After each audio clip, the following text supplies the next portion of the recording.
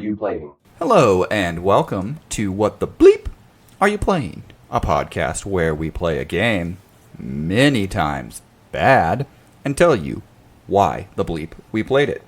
I am Ninetails Sean. This is Thomas, who is searching for the One Piece and 1,000 Years of Mason. And we played...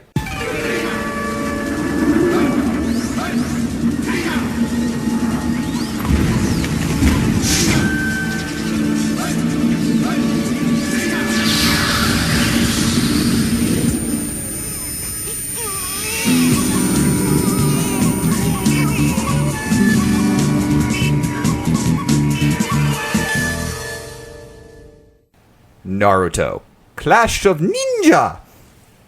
Yes.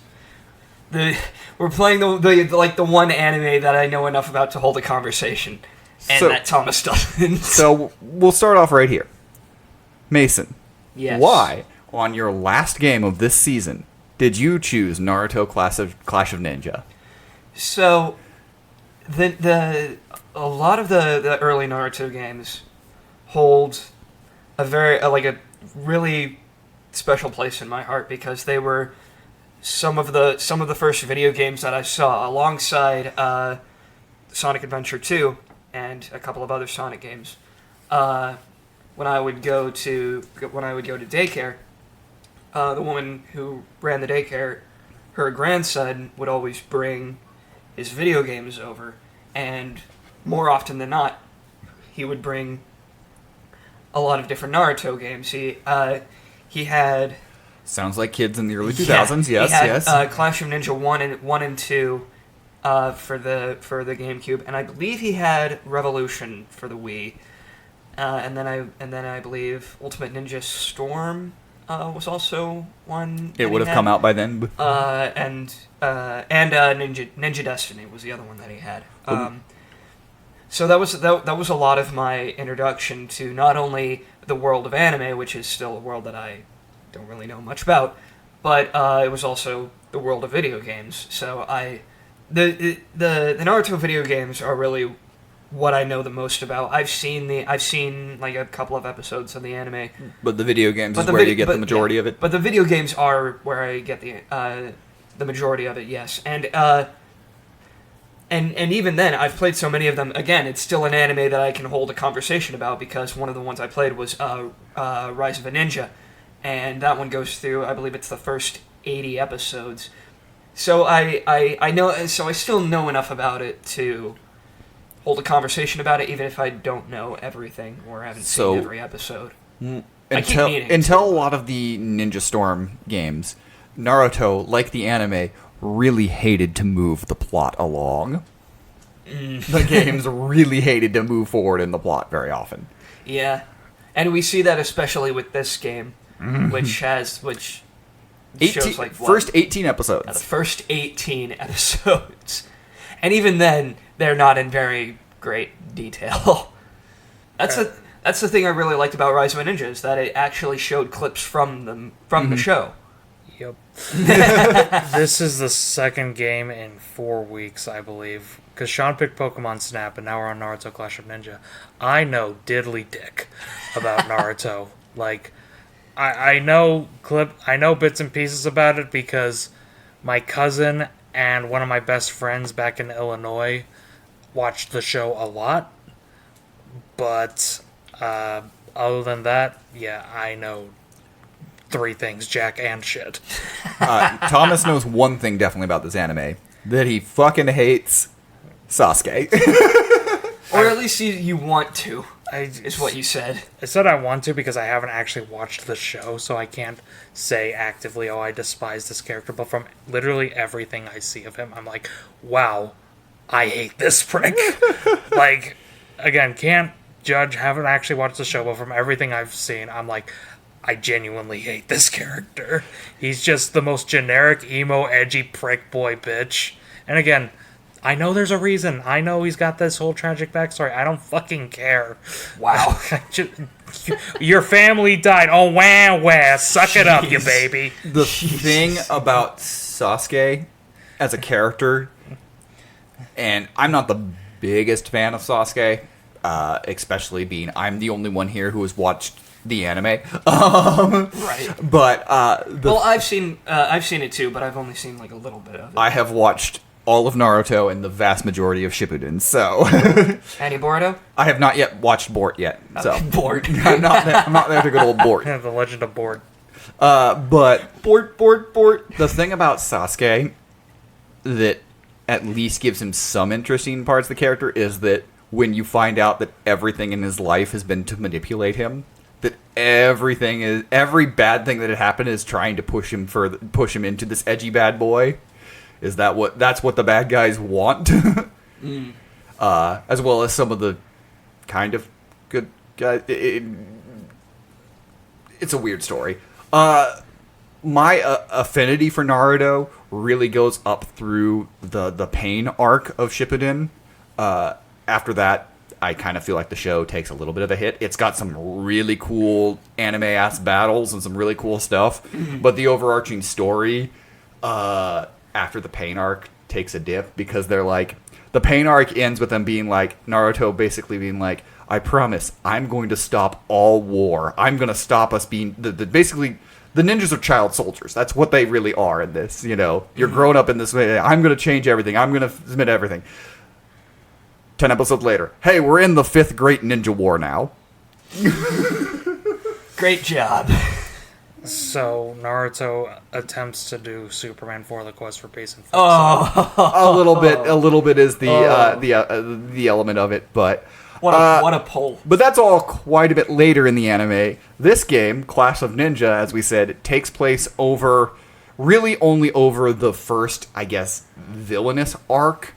I mean, it more or less sums up the first couple of episodes with you fight Iruka, Naruto's first master. You fight Sasuke and Sakura, which is, I guess, supposed to be the training arc. And then you go to Haku and Zabuza, which would be the hidden bridge mist arc, whatever they call it.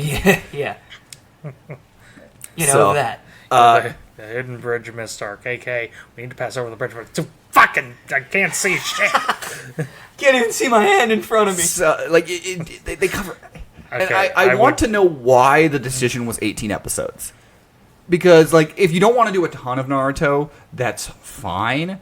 But, like, legitimately a good place would be, around episode 60, where when Naruto beats Gaara. Sorry for spoiler alerts for a 23-year-old anime. Wow, damn. I can't believe I you totally did this. cared enough to be angry about that. But that would be a good place, because then at that point you would be able to have a huge roster to pick from, because This game has 9 characters. 10 fully unlockable, but 2 of them are just alternate versions of Naruto and Kakashi. This game is the barest bones anime game I've ever seen. And I think personally the reason that they did this is that this was the first console Naruto fighting game, I believe, right? It's the first one that hit America, at least. Right, and I think I don't think they wanted to go like all in at first. I think they wanted to like kind of dip their toes in, try to see what they could do with this first game, and then I think it wasn't really until Clash of Ninja 2 that they really started hitting their stride. I'd understand that, except for the fact that literally Naruto launched. You said Naru, fucking 800 little tweens fucking started Naruto running down the hallway. It was an instant hit. It really was. So, it was that generation's Dragon Ball. And even more so than I'd say for Dragon Ball. Dragon Ball, at least the manga came out and it had all aired in Japan when it hit US. Part of the reason there's so many fillers in Naruto is because it became such a worldwide phenomenon that they had to keep pumping out episodes and couldn't keep up with the manga. And the mangaka also was like, had completely different plans and kind of changed things as the popularity went on, because like, oh, this is a hit. I think he was supposed to end after just like a couple volumes. Yeah, it was. Honestly, it was kind of a one-off initially. It's why the first episode kind of sticks out at times, because it's like, that's weird. and as he's trying to tell the big overarching story, especially when we get into Naruto's parentage, the first 80 or so episodes are more about somebody who is a nobody taking down the somebodies. And then about 100 or so episodes later, you find out that nobody was actually the biggest somebody that has ever somebodied. Yeah. That you find out that, oh yeah, he's the son of the most famous ninja ever. Oh, and yeah, his mom was another one of the greatest assassins ever. Like, Yeah. See, that might be why I like One Piece. Luffy's parents, at this point, I should say, are no one.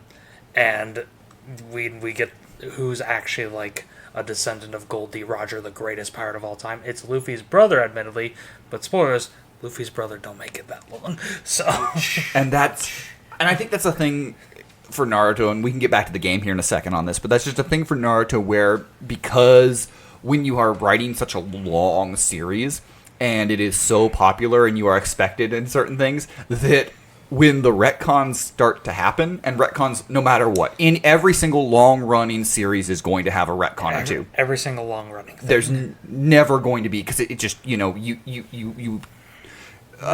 one plans for, like, 400 million chapters of a ball. One of my favorite quotes comes from one of the Adventure Time writers, who said, when you're writing a story, especially for television, the first couple of seasons be as vague as possible, because you know the retcons are going to start after, really when you're getting into season 3, that's when the retcons are going to start. But if you stay as vague as possible the first couple of seasons, those retcons don't seem as big, because you did not actually go into tons of details.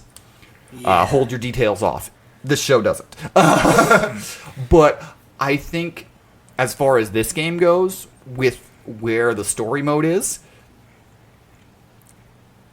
it just, and maybe that's my expectation for anime games, because at this point Budokai 2 would have been released, and we had a bunch of other Dragon Ball games that had come out that had so much more. And even though we'll talk about the gameplay of this game and the fighting mechanics, which I think are solid and good in this game, the thing that just holds me back in this game is there's so little in it.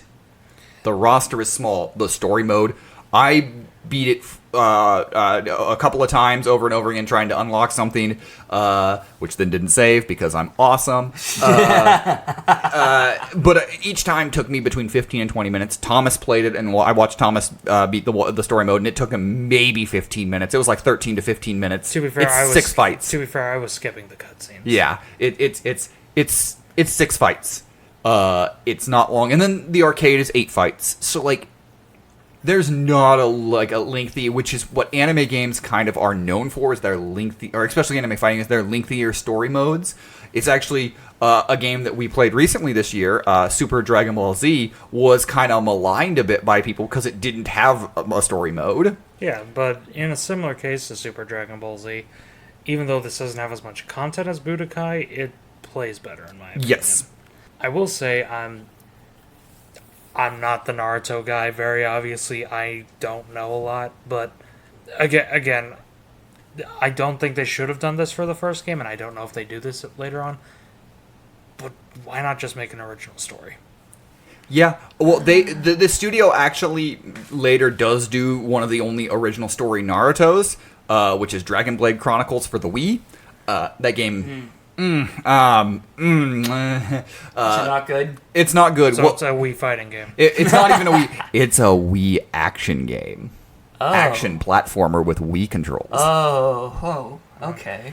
And well, now I'm curious. that was not meant to be Naruto, and kind of in the last moment they made it Naruto. Ooh, ouch. So, but I think just. And maybe it's the sticking point for this game, and maybe, that's what holds it back for me, is just, even if the fighting game and the fighting mechanics are better than a lot of the anime fighting games, it's very simple. Anyone can pick up. This is a very casual gameplay experience, in my opinion. It's meant for casual audiences, and there's nothing wrong with that. No, there's absolutely nothing wrong with that. To be honest, out of the anime fighting games we've played, all 3 of them, 4. Budokai, Super Dragon Ball Z, Gundam, and now this. well, yeah, 5. Yu Yu. Oh yeah, Yu Yu Hakusho. Oh yeah. Out of those, this is actually my favorite playing one. I think absolutely. gameplay wise, yeah. I think I think Gundam might be slightly ahead of it because I just had a lot more. I think I had more fun with kind of the Gundam. That might be more of the arcade feel to it. That's fair. For me, it's a 3-way toss-up right now between Gundam, Super Dragon Ball, and this. Mm-hmm. And those two play more like a Street Fighter, so I do lean a bit more towards them, but also this one is just so casual and very chaotic. So You can turn the game in a heartbeat. You can be down to 1 HP, and the other person you're fighting has full HP, and it can take you can win the game in 20 seconds after that. The thing about Gundam for me, the thing that always sticks out to me that makes me like more down on it than any of the other games is just how slow it was. It was a very slow At game. first, but This game, once you got used to it, because it was an arcade. It was a very much arcade fighter. This game is Clash of Ninja is very different though because it's very fast. It's very like Very similar to Budokai. very in that. fast paced, and I prefer fighting games that are like that. I don't know why they're just more fun and fun. To me. No, fast-paced fighting games are fun. I am not gonna bemoan them one bit. Well, it depends on like what you want to do because fast-paced fighting games have their place, but it's the difference between an SNK game. Let's say it's the difference between SNK versus Capcom versus Ultimate Marvel versus Capcom. Ultimate Marvel is incredibly fast-paced. You do fucking 400 moves a minute, 3 billion damage or whatever. Right. With SNK versus Capcom, it's very slow-paced. One hit, you're constantly shuffling back and forth. You can block. It all depends on what you like. I'm fine with both because I like fighting games, so I don't really mind. But yeah. When we were playing this game, and even though I did really like this game, I had fun with it. It almost made me wish. It kind of made me wish I was playing Clash of Ninja 2 instead, which I might end up actually putting on my list later, just to make myself feel better about it. Because Clash of Ninja 2 has a much bigger character roster. It's over like 20 characters, I believe. Well, it goes up through. I think I remember reading it goes up through the tune-in exam. Yes, which is the and next then, full 40 episode arc. And then other than the main story mode, it also has like a mission mode, and I think all the characters have their own individual missions that you can do. So it's a much bigger game, and it kind of made me wish we were playing that instead. But as it is, it's still really fun, even if it is incredibly basic. I still had a lot of fun with it. Here's something that I've discovered with the fighting games that I like. I like fighting games that make me feel like I'm good at fighting games. Yeah, that makes sense. That's fair. I don't like the like that's why it's really hard for me to get into like modern fighting games because they're so like You see the quarter circle back, and you're like, yes, uh-oh. and I'm like, what is it? It's like I tried to read like combo lists in modern fighting games, and I might as well be reading hieroglyphics. It's just something that doesn't really click with me. I understand like how Thomas it could click for you or how it could click for other people, but it just doesn't for me. I prefer the fighting games that don't really require a lot of skill and make me feel like I'm good at fighting games. Yeah, that checks out. Yeah. I'm not gonna judge. I really don't give a shit. I mean, I am not the best at fighting games. I can't pull off those fucking Daigo combos or whatever. But I mean, even I have my limits. Like, God forbid you ask me to do a Tekken combo. I like Tekken, but God forbid, like I can't do that shit. Especially with like whatever character that's supposed to be not Jackie Chan. I forget his name, but yeah, no, not Jackie Chan. Not Jackie Chan. It's like I think it's Lee or something. It's Lee sounds right. It's Janny Jack. Yeah, it's Naki Blan. There's gonna be one Tekken fan listening to this podcast. There's gonna be a Tekken fan who's just gonna be like, these guys don't know anything. They're bad. bad. Oh, bad. I know I'm bad, dude. But like, yeah, Considering just- that you and just I look both at- talk about how much we love Tekken at times, and it's like can't remember Tekken roster. I'm one of the weird fuckers who I like the Tekken story because do it's love it. awful but dumb. It's anime. I love the Tekken story. I know. Because Jin and Kazuya and Heihachi. There we go. I was like, yeah, I remember the main the goddamn three. Oh, it's so much fun. Yeah, We need to play more Tekken games in this podcast. at some point we'll get around to it, but like looking at the Jackie Chan guys combo list, it goes into like the hundreds. Like there is literally 100 different moves you can do with that character, and Jeez. and I just like like the Three Stooges noise, but Yeah, you're like, what? I think Like I would look at something like that and my brain just goes smooth. I'm like, yeah. what? And so there is a place for fighting games like this, and I think we're getting back to that. Like very recently, actually, something these developers worked on because these developers have made a lot of fucking fighting games. Just last year, they released DNF Duel, which is a arcade fighting game with Smash Brothers inputs. is that the one they worked with Arc Interesting. Systems? Yes, it was Arc Okay, Systems that's that the they one. worked Yeah. with. So that which it's a good point to go on here, and we'll pull back from kind of the actual gameplay, and we'll go more into the development here for a second. This game, as said, is one of the early Naruto games. It was released in Japan in 2003. Honestly, the studio, 18, had no intentions of North American games. Like, everything they made previously was basically Japanese only. Wow. But the popularity of Naruto, 3 years later, this game would then get moved to a North American audience with full English cast, Yeah. which was kind of surprising. It was the North American release of this 2006. Yes. 2006. It was 3 years after the Japanese release. Yep. What did we do between 2003 and 2006? 2006. A little more than 3 years. A little under 3 years. It was April 11th, 2003 to March 7th, 2006 is when it released. Yeah. Wow. That's weird. Yeah. How much did this game cost?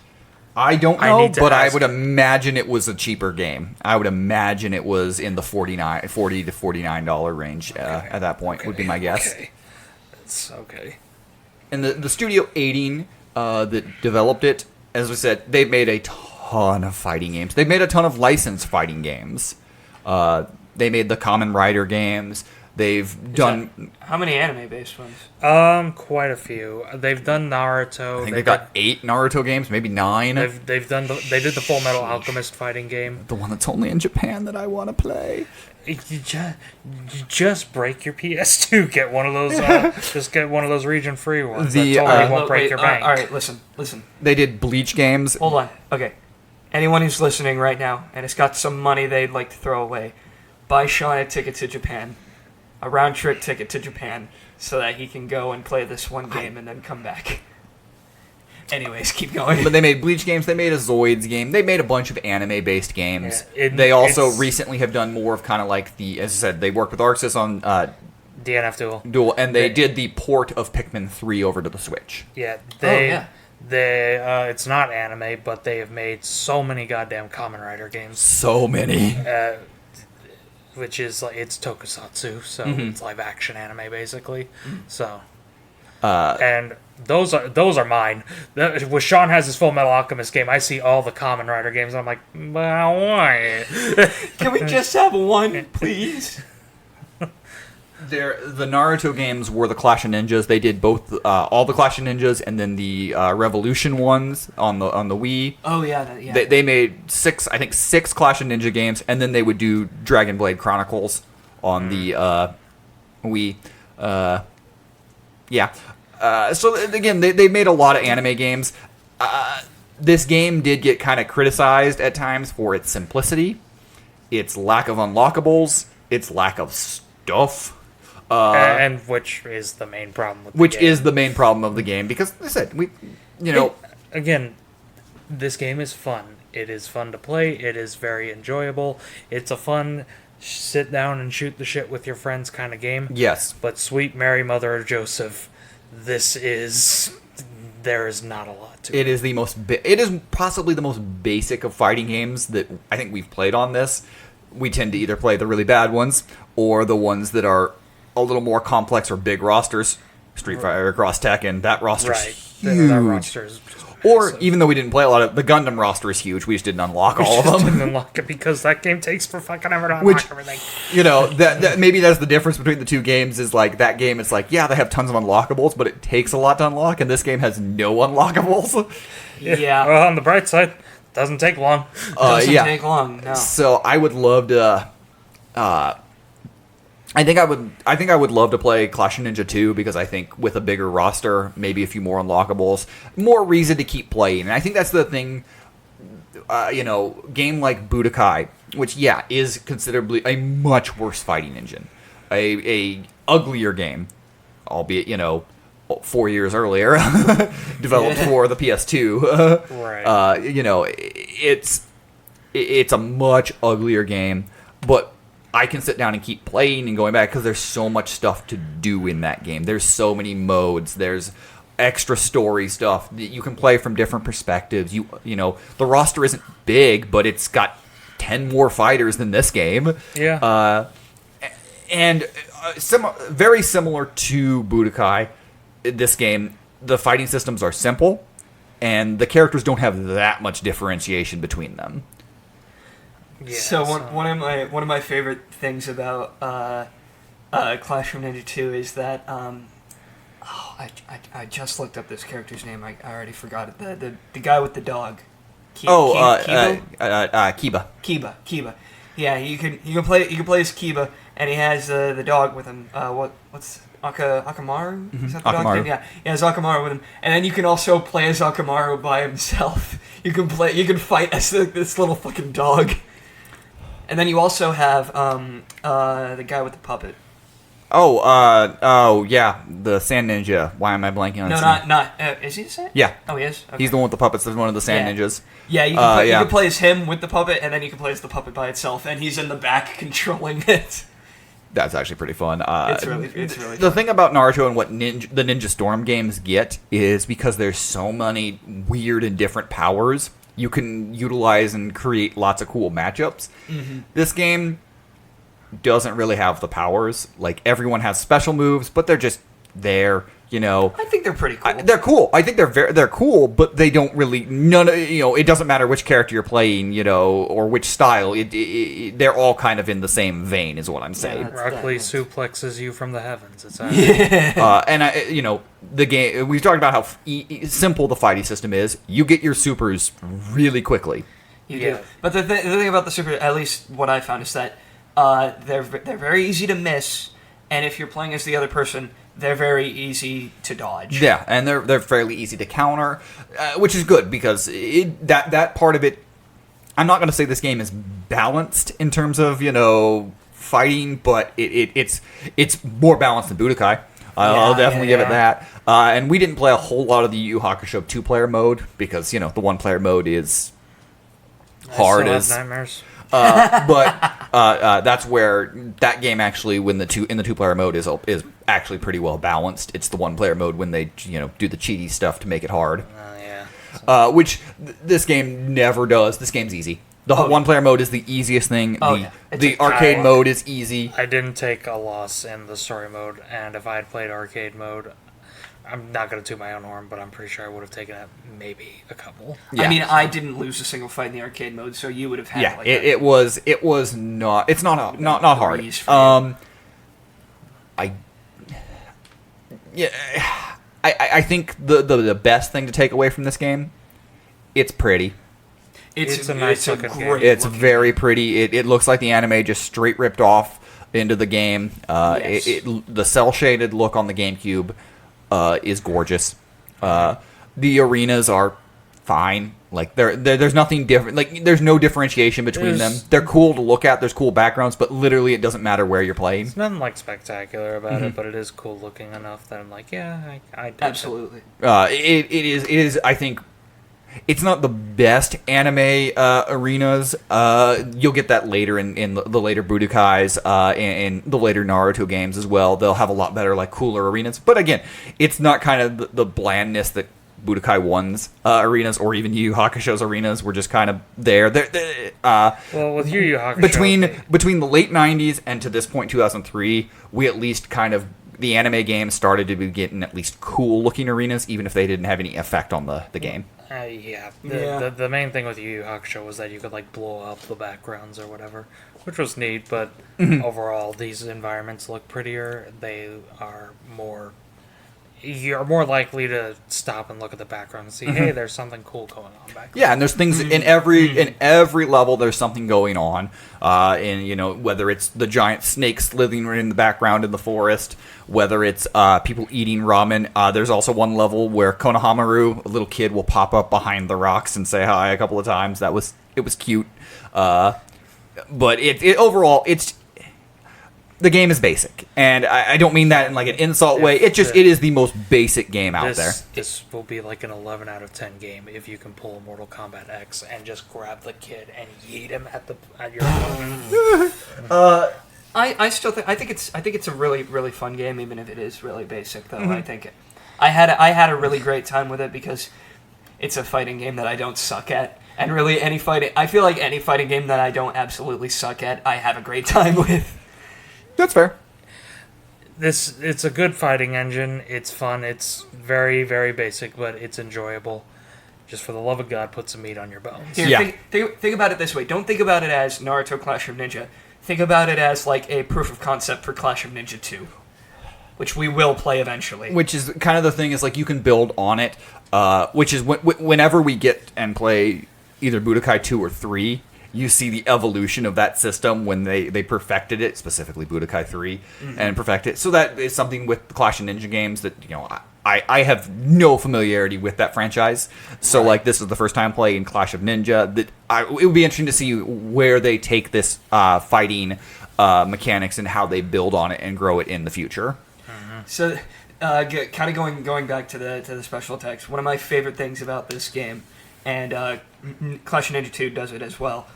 So one of the unlockable character variants that you can get is Kakashi with the Sharingan, which allows him to basically mimic the special attack of whoever he's Kakashi against. the copy ninja, so Yes, and Zabuza's special attack, who if you don't know who that is basically big tall guy in sweatpants with sword. It's Steve Bloom. Voiced by Steve, voiced of our friend of the podcast, totally real friend of the podcast, Steve Bloom. Yes, totally knows we exist. Our best friend who we hang out with on a weekly basis, Steve Bloom.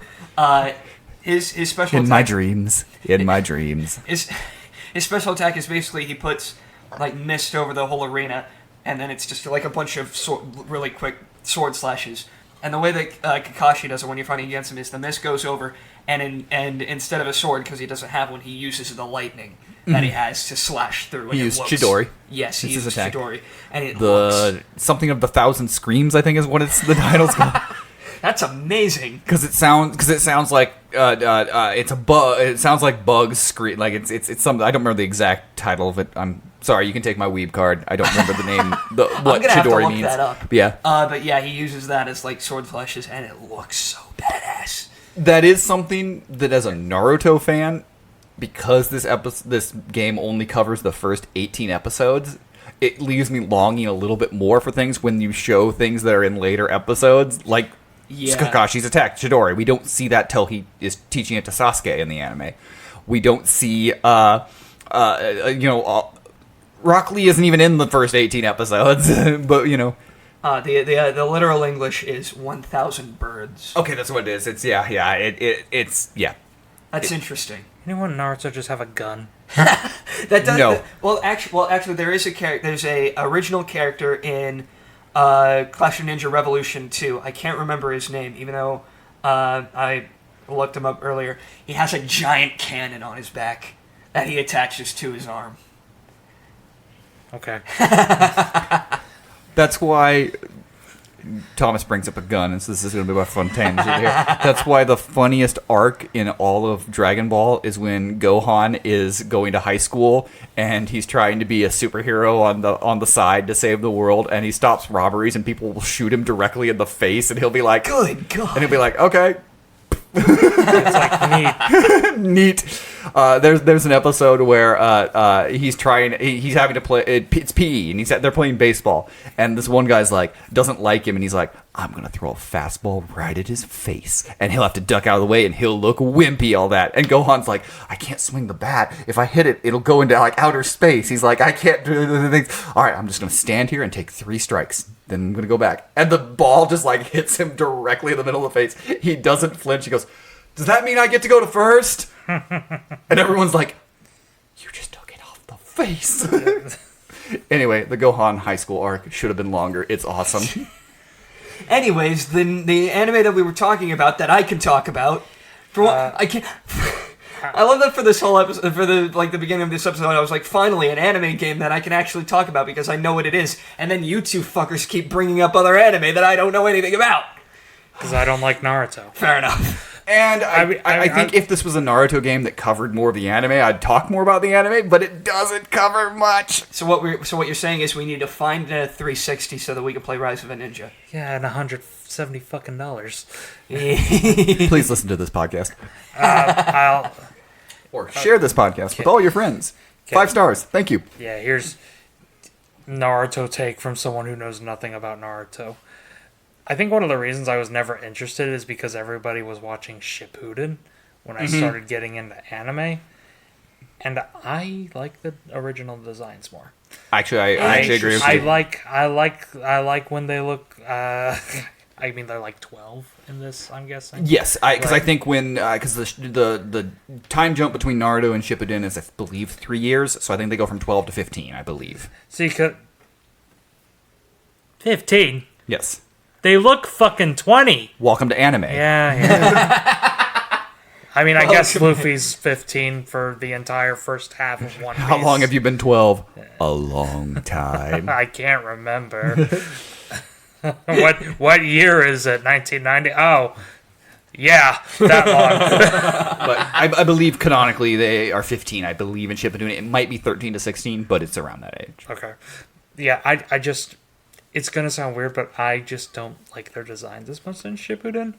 Like, Naruto gets his black and orange gi, and I'm like, or whatever it is, or jumpsuit, yeah. And I'm like, I like when he looks like a little chunky fuck in his like original child form. Like, he looks like anime chowder. I think there's an element that the original Naruto, the first series in the run, it was going to be a little bit more about like 3 friends going on adventures, and then it got popular, and it kind of... I do really like a lot of Shippuden, but it starts... Shippuden drags. My God, that time Shippuden drags. See, because it's... we spend 200 episodes of being like, we have to rescue Sasuke, and then Sasuke's like, I'm gonna go kill everyone. I don't want to be rescued. I'm gonna go kill everyone. See, because like the idea of Naruto, Sasuke, and Sakura going on these adventures, that sounds more appealing to me. And then I hear, it gets changed to something else. I'm like, oh. It goes very much into shonen anime, which, again, I enjoy, but... I don't mind shonen, for God's sake. I've been sucking off One Piece this entire episode. But, like... That was a way to put it. But, like, I don't know. Something about that idea seems more appealing to me. I genuinely don't know what it is about Naruto that just doesn't look appealing to me. Like, put a gun to my head, I cannot tell you. But it's just something about it. Maybe it's the fact that so many people around me were into it, and I wanted to be different or whatever. It was so big for a while. I think of the big 3 at the time, Naruto, One Piece, and Bleach, which were the big 3 when in the early 2000s. Naruto is probably, as a whole, my least favorite of the group, even though I do like a lot of it. I have a weird soft spot for Bleach, despite terrible storytelling. Part of that is because Taita Kubo, the mangaka, only made it because he liked making cool designs, and he legitimately didn't start really wanting to tell a story until he was like 300 episodes in, and he's like, oh, I have a cool story to tell now. I'm done with all the designs now. Yeah. That dude just loved designing new characters. That's his favorite. He's like, and it gives me an excuse to design new characters? Cool. I'm gonna do that. I'm gonna do that. Yeah. Well, also in America, Naruto is the most popular. Yes. Like in America. It is still very popular to this day, despite the fact that a lot of people are turned off by Boruto, which I'm not a huge fan of the Boruto art. And the fact that they were like, we're going to make... one of the big promises of Boruto as a series was like, we're going to take long breaks and we're not going to have filler. Guess what they did. Guess what? they I think fucking we're did. currently on 200 consecutive filler episodes or something like that right now.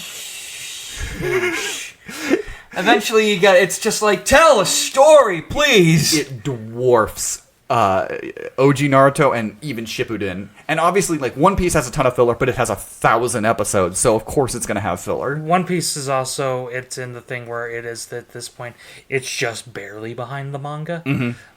So So you have to have some filler to let it time. well, no, now their filler is they take one chapter and turn it into 2 fucking episodes. So Wow. But that's not uncommon either. But No, it's that's not. why I really appreciate a lot of the current bigger animes right now. Demon Slayer, Jujutsu Kaisen, Chainsaw Man, things like that are willing to take 1.5 2 year breaks. A, to make sure the animation is at top notch, and B, to make sure they are never stuck at the manga and having to fill it with tons of filler. well, Demon Slayer, the manga's over. Oh, yeah. Yeah. Demon Slayer is the more of they're trying to do the make sure it looks film quality every single season. Wow. Which I know I've been shit talking anime and shit talking Naruto, so I don't know how much it has in common with Naruto. I fucking love Demon Slayer. Demon Slayer's so goddamn good, dude. From what I've seen. Yeah. So it's just one of those that, like, I think some of this, and a way to bring this all the way back to the game, is this also is kind of a time where anime was in the rise in America, really in its boom point, because we were kind of beyond those, like, niche fandoms that were still very big, like Pokemon, Dragon Ball, and anime had become mainstream with things like Naruto. Naruto was the big, I think the first big mainstream anime in America, I feel like. I mean, you could probably say Pokemon, but I think Oh, Christ, am I a hipster for not being in Naruto? Pokemon is more Pokemon is more of like, because it's through lots of different genres that people are fans. The card game, the video games.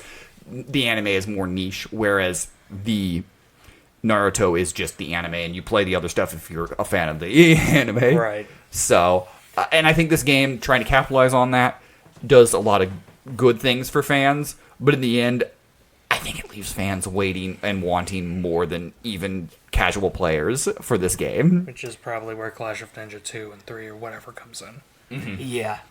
But yeah, on this podcast, we ask 2 important questions of every game that we play. The first is, how does this game hold up?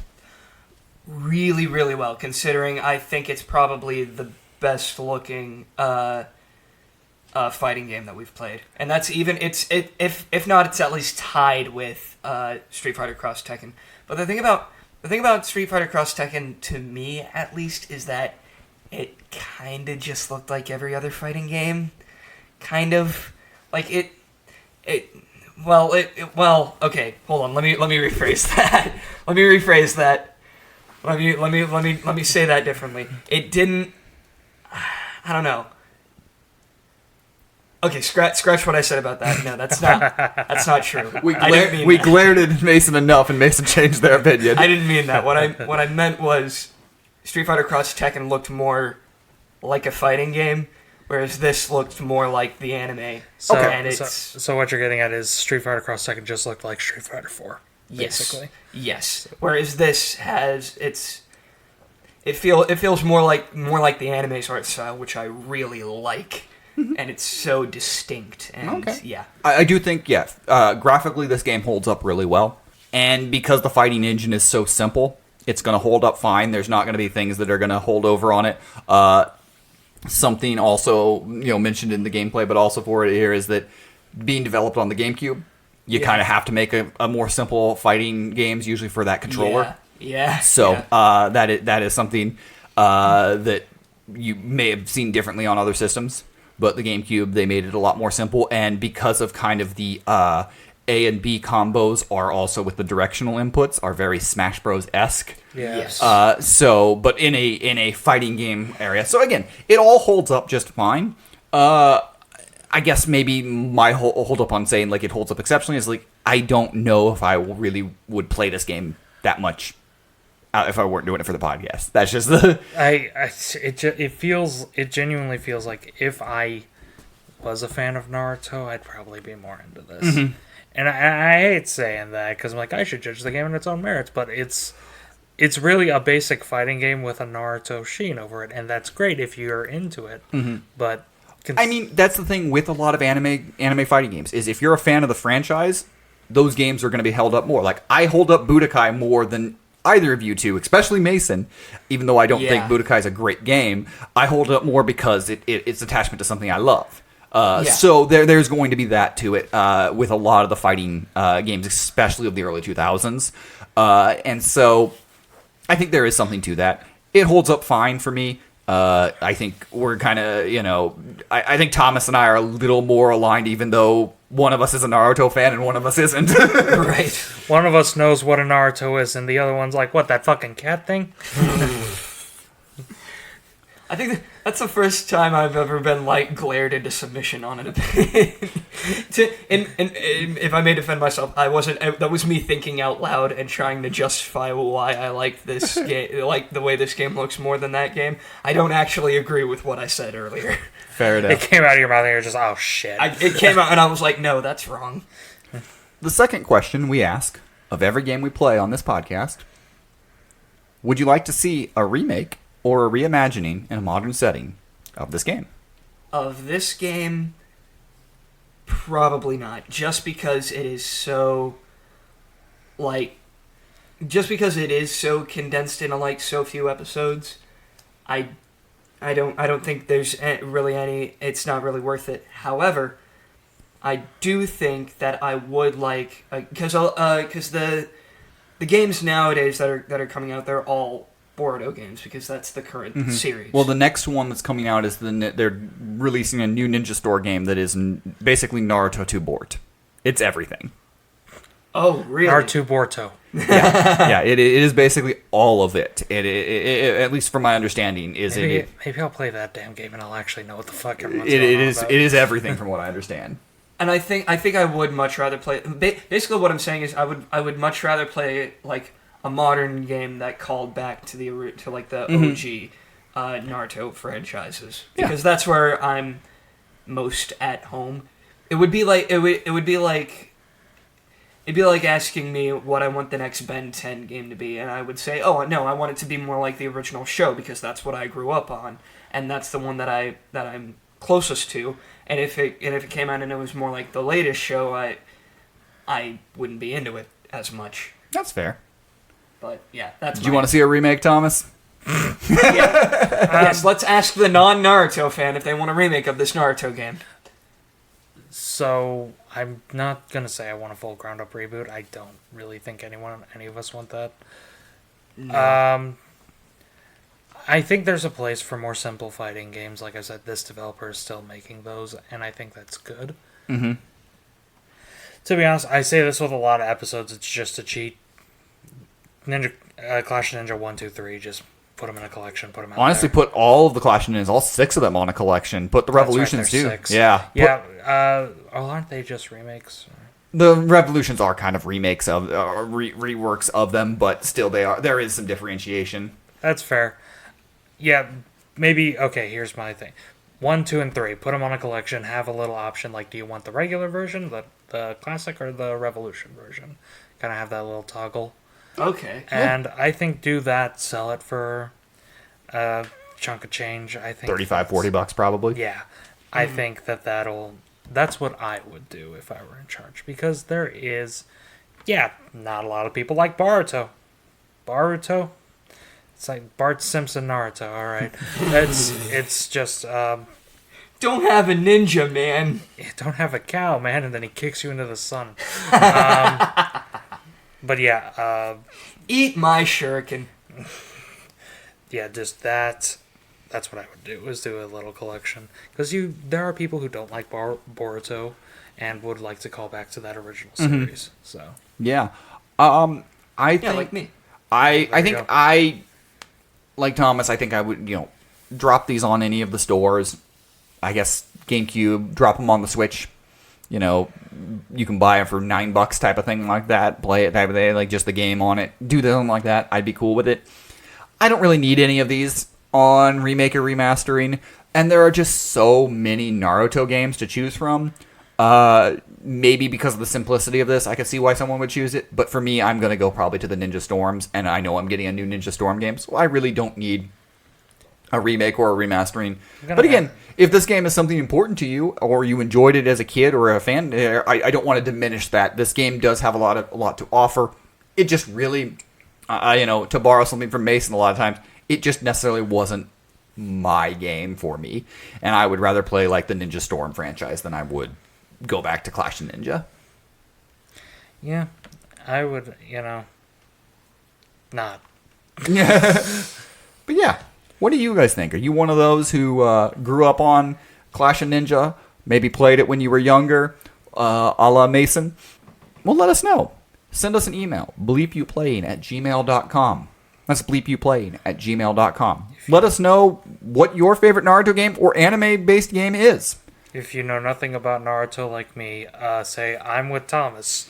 I joined the club. Say, I'm going to be king of the pirates, like Thomas. Yeah, baby. It's like, or what's an anime? If you want us to play a game, maybe one of an anime game, a Naruto game, or any game in particular, you can do that. Subscribing over on our Patreon, patreon.com/whatthebleep. That's patreon.com/whatthebleep. $15 a month on our super bleep head tier. You can request a game. We will play it and tell you all about it. And we'll be back next time with some dragons.